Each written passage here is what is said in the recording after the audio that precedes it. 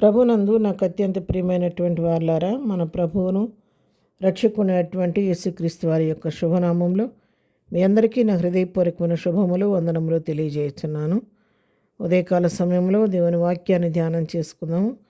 ఈరోజు వాక్య ధ్యానము కొరకు మనం తీసుకున్నటువంటి లేఖన భాగము హెబ్రీలకు రాసిన పత్రిక 13వ అధ్యాయము 5వ వచనం చదువుకుందాం.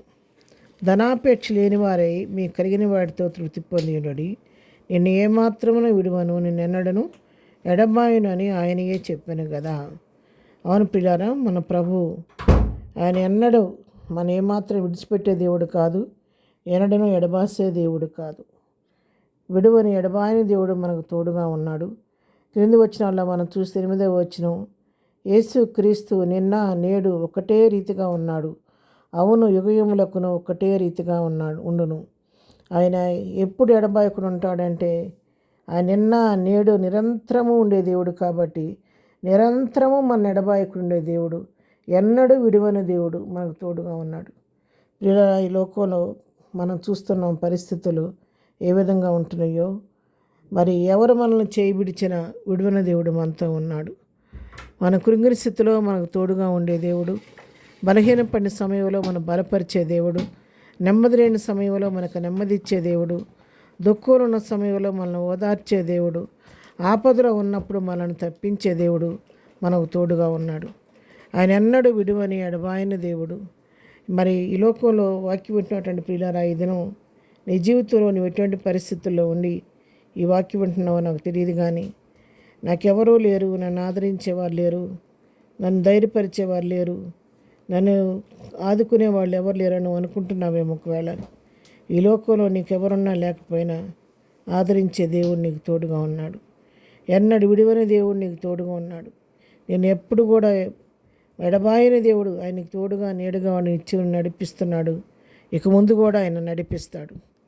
నా జీవితంలో నాకు ఎదురవుతున్న అన్ని పరిస్థితుల్లో నేను నమ్మిన నా దేవుడు నాకు ఎంతగానో సహాయకుడుగా ఉండి తనను వెనుతట్టి ధైర్యం చెప్తూ ఉన్నాడు.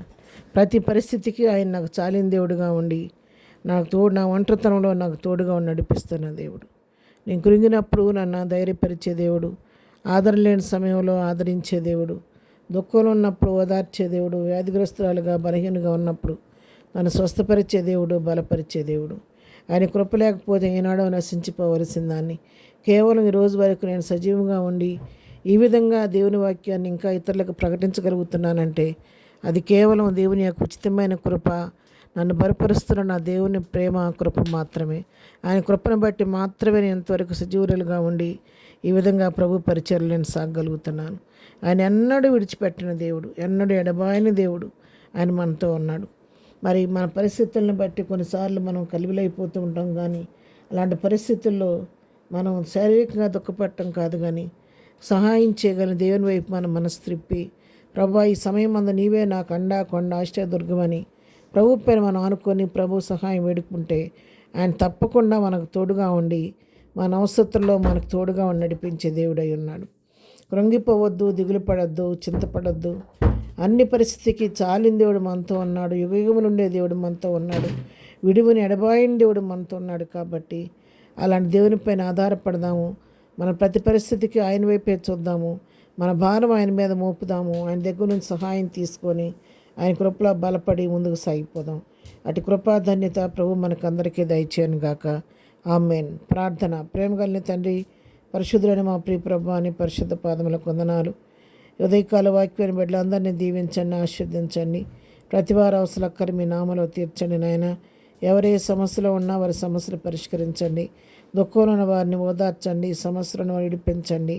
నెమ్మది లేని వారికి నెమ్మది దయచేయండి, సమాధానం లేని వారికి సమాధానం దయచేయండి. ఒంటరితనం ఉన్నవారికి మీరు తోడుగా ఉండి వెనుతట్టి ధైర్యం చెప్పి నడిపించినాను.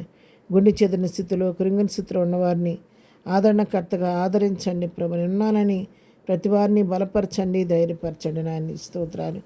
ఎవరికి ఏ సమస్యలు ఉన్నా, కొదువులు ఉన్నా నీ కృపా మహదేశ్వరంలో ఆ కొదువులు సమస్యలు పరిష్కరించండి. మీ నామంలో వాళ్ళ అవసరాలన్నీ మీరు తీర్చండి ప్రభు అని. స్తోత్రం. ఏదైనా వెళుతున్న మార్గాల్లో తోడుగుండండి, చేయి పనులన్నింటిలో సహాయం చేయండి. దినం బర్త్డే, మ్యారేజ్ జరుపుకునే బిడ్డలను దీవించండి, ఆశీర్వదించండి. వాళ్ళ అవసరక్కర్లు తీర్చమని, ఈ దిన దీవులతో ప్రతి వారిని నడిపించమని యేసునామములో ప్రార్థించడి పొందుకొని ఉన్నాము తండ్రి. ఆమెన్. ప్రభు కృప సదాకాలము మనందరికీ తోడయుండి నడిపించునుగాక. ఆమెన్.